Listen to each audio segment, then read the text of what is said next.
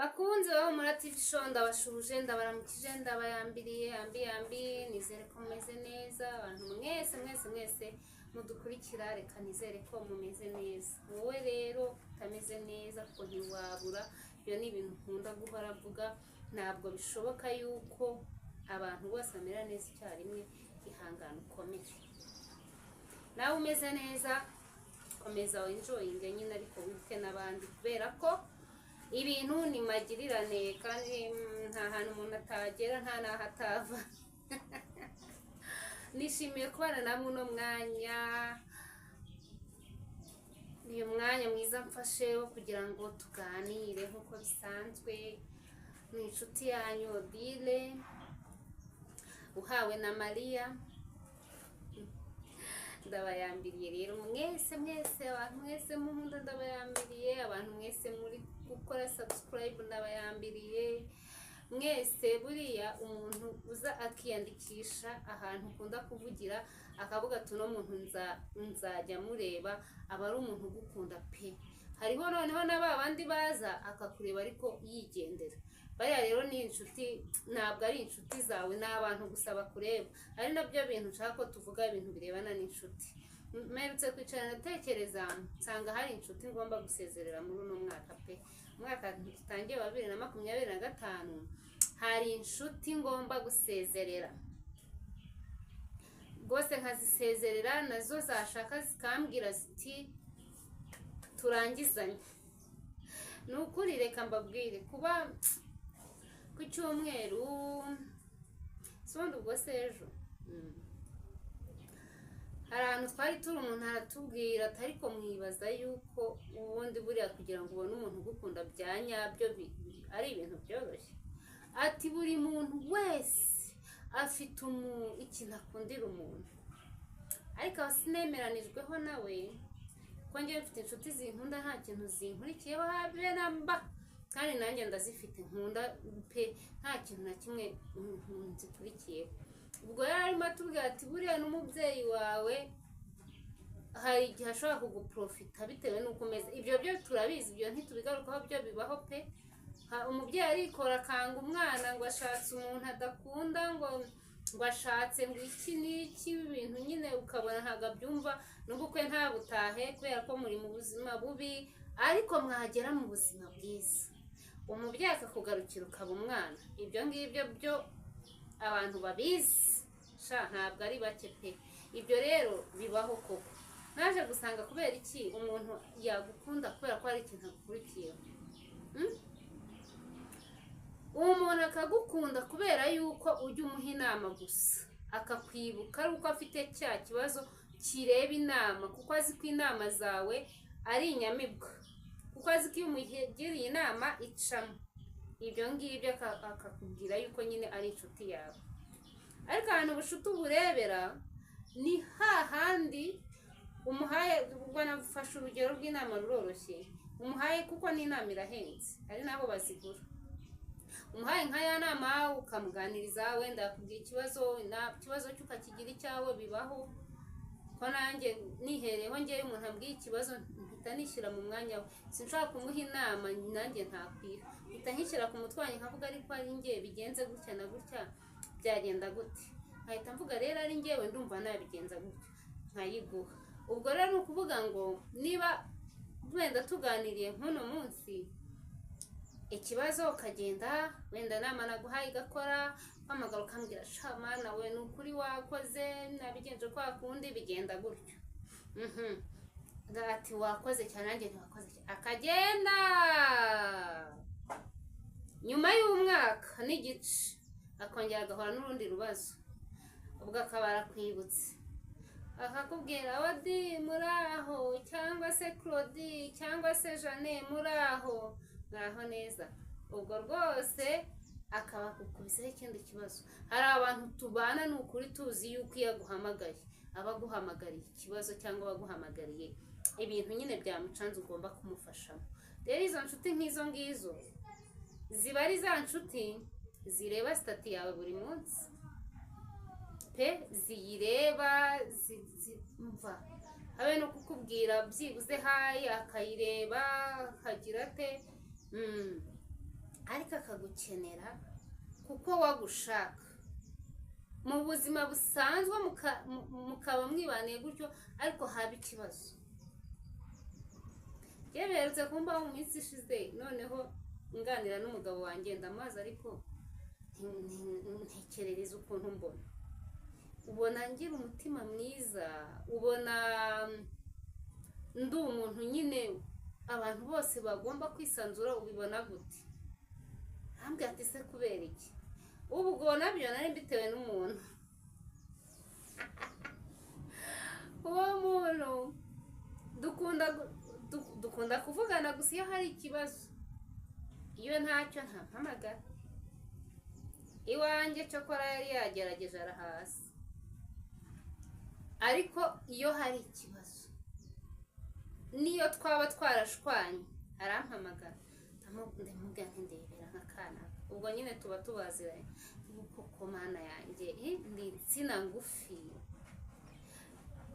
kubera iki buri gihe uyu muntu ampamagara ku kibazo afite adashobora kumpamagara ngo ambaze amakuru yanjye?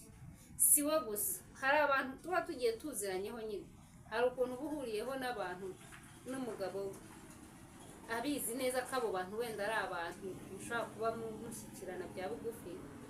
Noneho ndamubwira nti iyo ndebye wowe ukanyitegereza, ubona ndi umuntu mfatwa nk'umuntu udafite ubwenge, mfatwa nk'umuntu ufitiye umumaro sosiyete, mfatwa nk'umuntu ufite umutima mwiza utagira ikintu wibaza.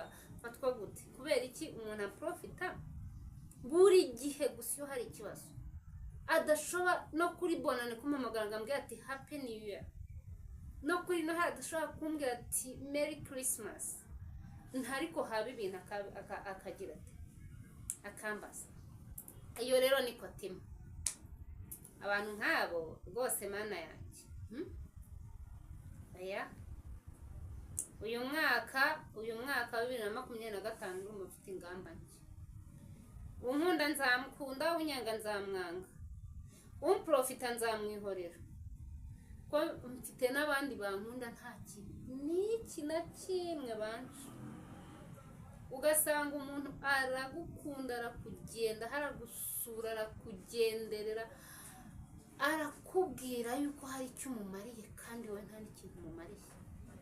Abo ngabo rwose Imana ishimwe, ntabwo ari benshi kurenza ba bandi, ariko Imana yarabampaye.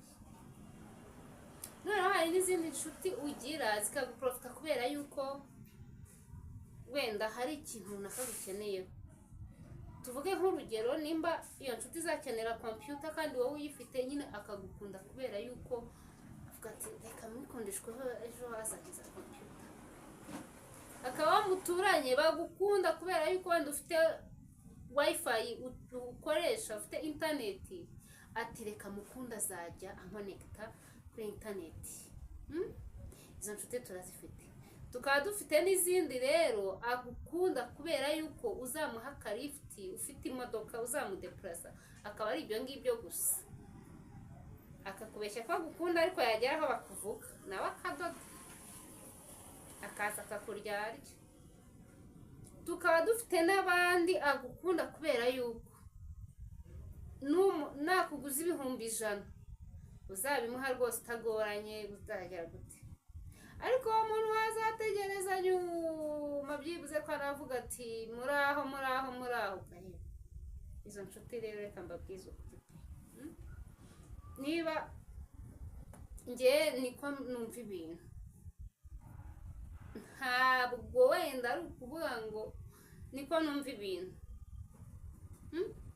Uzi ko hari igihe uba wari uriho mu buzima bubi, nta muntu n'umwe ufite ugukunda, wagera mu buzima bwiza umuntu akagukunda. Ubu rero nshuti zanjye munkunde ubu nkiri mu buzima bubi, kuko nigera mu bwiza ntibizashoboka. Ubu umuntu ushaka kunkunda yankunda ubu, kuko ngubu ntabwo ndi mu buzima bwiza pe nifuza, ntabwo nari nagera ahantu nshaka. Ninzandi mu bicu mu birere, ntihazagira umuntu umbwira ngo ndagukunda kandi tumaze imyaka 10 tuziranye. Oya. Ibyo ngiye mbibona nk'ikise nko guprofitana gusa. Si ubwo ubukunze odile cyangwa ubukunze bwa buryo bundi. Twiga gukundana bya nyabyo, apana kugukunda ngo kubera yuko uzajya umpa amayinite yo guhamagara, apana kugukunda kubera yuko uri umuhanga mu ishuri uzajya unsobanurira, noneho ishuri niturirangiza uzanyure hariya nyure hariya, birangirira aho ngaho. Bibiliya avuga ngo inshuti zibana ibihe byose. Niba warankunze mu bibi no mu byiza uzankunde pesha, noneho ubwo bw'icyo gihe biba ari igitangaza. Uzi umuntu wagukunze mu bukene, mu bihe bibi, mukagerana no mu bihe byiza, mbega inshuti. Iyo nshuti niyo nshuti ikenewe. Ibintu byo guprofita nabyo kugirana gute, kana kanzamuguza 2 azabimpa bitavunanye, nzamuguza 100,000 na miliyoni yayima n'ebyiri yazimba kubera yuko uzi yuko nzifite. Nshuti zanjye, twige kubaho ubuzima bufite urukundo, apana kubaho ubuzima bwo gucunga. Ngo impyisi yaciye umugani yavuga iti uwo ntabonye ku rupfu rwa mama sinzamubone ku rupfu rw'inka niyiciye. Ubwo nshuti yanjye, nimba unarakubonye mu bihe bibi rwose, nukuri uzajya ubura umuntu tuziranye mwaramutse muraho ariko nunkunda nanjye nzagukunda. Umuntu akubwiye ko agukunda, mumaze imyaka 10, mumaze imyaka 5, atazahitaha koko nawe utazi aho ataha. Uwo nguwo ni umuntu muziranye nshuti yanjye, ntabwo ari inshuti yawe. Ntabwo uwo nguwo unapfuye yaza kugutabara mu b'imbere kubera ko yabanza akabaza ati ariko kana karatuye hehe. Ubwo rero uno mwaka ni ingamba cyane, ibintu bishya. Ibyo ugomba mbivuze ku mpamvu zimwe cyangwa izindi, mafite n'ingero nyinshi cyane zigiye zitandukanye. Ubwo rero mwifuze gukundana, pana gukunda akantu runaka ngo kanaka. Rero urwo rukundo ni rwa rundi rurangira. Ni wa wundi nyine ugukunda muturanye umuhari ifiti yakwimuka bikaba birarangiye nyine. Bikaba birarangiye na mwaramutse ntuyibona. Mukaba wagira anniversaire y'umwana wamutumira ntumubone. Buri munsi agahorana impamvu. Ariko inshuti nziza uko uyibona buri munsi. Murasura nikamenya aho uba. Urarwaye ikakugeraho. Urabyara ikakugeraho. Uragira ibyago ikagutabara. Wagira ibyiza ukayibisangiza ukanezerwa ukishima. Abatarabo rero, bye. Mu mwaka wa 2024 niho byarangiriye. Ubu ngubu hari utuntu nsigaye mara ducicikana ngo nubona ngo ntakikuvugisha ngo uzamenye yuko sinibuka ukuntu babivuga. Ariko nshuti zanjye, dukwiye kubaho dukundana. Buriya niyo wagira inshuti 2 gusa, ariko uzi neza ko zigukunda. Ngewe mfite inshuti nzi neza ko niyo naramuka ngize ikibazo kimeze gute, bakoresha uko bashoboye bakitanga kugira ngo bagikavaringe ne kujya hanze. Ariko hari n'abandi rwose nzi baba bari aho ngaho bagendana n'ibigenda. Rero nshuti zanjye, iyo yari inama y'umunsi, mufata uko mubishaka, mubyumve cyangwa mubyihorere, ariko uwo ni ngeyo ni realite yanjye. Iyo ni ingamba nshya muri uyu mwaka, nawe ufite izawe. Nakubwira nti courage. Niba unkunda rero, umuntu wese wakoze subscribe ari mu bantu bankunda pe, kubwo ibyo mvuga biramufasha. Ariko wowe uzureba ukarunguruka, ntabwo uri mu bantu bankunda. Ubwo rero Imana ibaha umugisha, bishimire mwe mubikora mubikunze, mujye mu ibitekerezo mwifuza ko twavugaho, ndahari ku bwanyu, nanjye ndabakunda. Imana ibaha umugisha. Asigaye bye. See you ejo tuzongera tuvugane. Bye.